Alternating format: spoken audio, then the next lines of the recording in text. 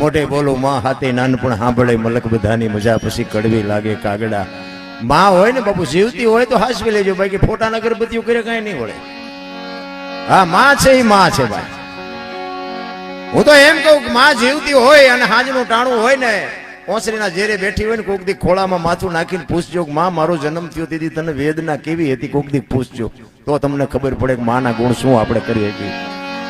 મોટે બોલું માં હાથે ના. બાપુ દુનિયામાં માં ન હોય તો હું તમે હોય જ નહીં આ દુનિયામાં.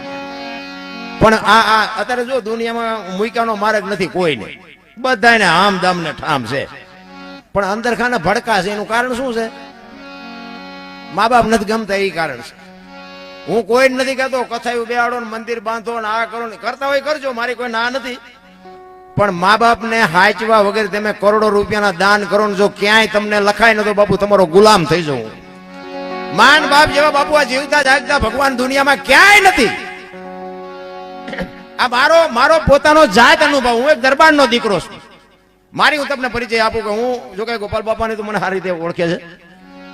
આ રામભાઈ અમારા મિત્ર છે. જો કે ગોપાલ બાપાના એમનો સંબંધ છે મને અત્યારે ખબર પડી કે સુરત થી આ લાંબા થયા. બોલો, એમના વેવાય અમારે અહીંયા સુરેન્દ્રનગર છે, મારા મિત્ર છે. પણ આ શબ્દના તાંતણે બંધાઈને જે બાપુ આવવું પડે છે ને આજ કમાણી છે. બાકી તો કીડીથી માંડીને હાથી સુધી કોઈ ભૂખ્યું નથી રહેતું. રોટલો તો મારો નાથ દઈ રહે. પણ મારો કહેવાનો અર્થ એ છે હું એક દરબારનો દીકરો અને ખટારાનો ડ્રાઈવર. અત્યારે નથી હાંકતો પણ મેં ખટારો હાંક્યો અને આખી દુનિયા રખડી આવ્યો. અને ઝઘડાનું મારવાનું એ અમારે અહીંયા શીખવા આવવું પડે તમારે. આના સિવાય મેં કર્યું નથી કઈ. ઝઘડો જ કર્યો છે, જેની હોય ને માર્યા છે બાજો, અને નકરા માર્યા એવું નથી. મેં મારે ધરીને ખાતો છે. હા, અહીંયા કોકને મારી થોડા અમને મૂકે. એટલે આ જ કામ કર્યું છે. આપણે મંદિરે નથી ગયા અને કોઈને કઈ 5 રૂપિયા દાનમાં નથી દીધા ને કોઈને સીતારામે નથી કર્યું ને સારું કામે નથી કર્યું. પણ આપણો મેળ આ પડી ગયો. મારા માન બાપને મેં હાઈસવા એમાં આપણો મેળ પડી ગયો ને કે આપણે સારું કામ જિંદગીમાં કર્યું નથી.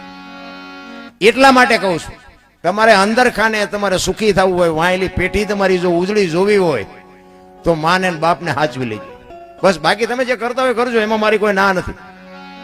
પણ માને બાપને બાપુ ચૂકીને દુનિયામાં ગમે કરો ને બાપુ કોઈ જિંદગીમાં ગાડી નો હાલે.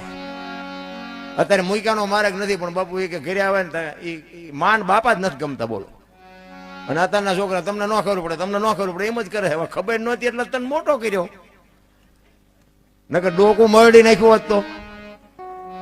હે, આ ખબર નથી પડતી એટલે 100 વીઘા રાખી હતી તું 10 વીઘાના ઉલાળિયા મીઠો કરવા.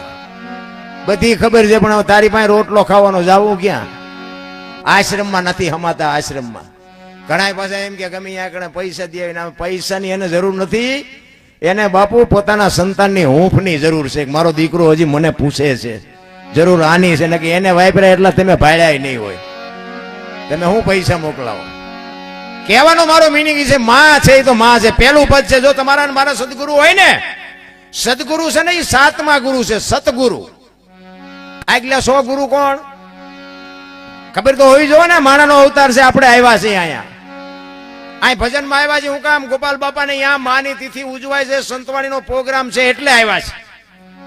કોઈના ઘરે લગ્નની કંકોત્રી હોય ને આપણે ગયા હોય તો કે ભાઈ અમારે અહીં વ્યવહાર છે અને ચાંદલો કરાવવા આવ્યા છે. બજારમાં આપણે ગયા હોય તો કે ઘરમાં વસ્તુ ખૂટી તેને લેવા આવ્યું, કંઈક તો કારણ હોય ને. સવારમાં આપણે ટિફિનનું ડોલસું લઈને હાલતા થઈ જાય તો 2 રૂપિયા 5 રૂપિયાની જરૂર પડે, કારણ તો હોય ને. તો ઈશ્વરે અહીંયાથી આ મોકલ્યા છે એનું કઈ કારણ જ નહીં હોય. દુનિયાના બુશ જ મારવાના નકરા.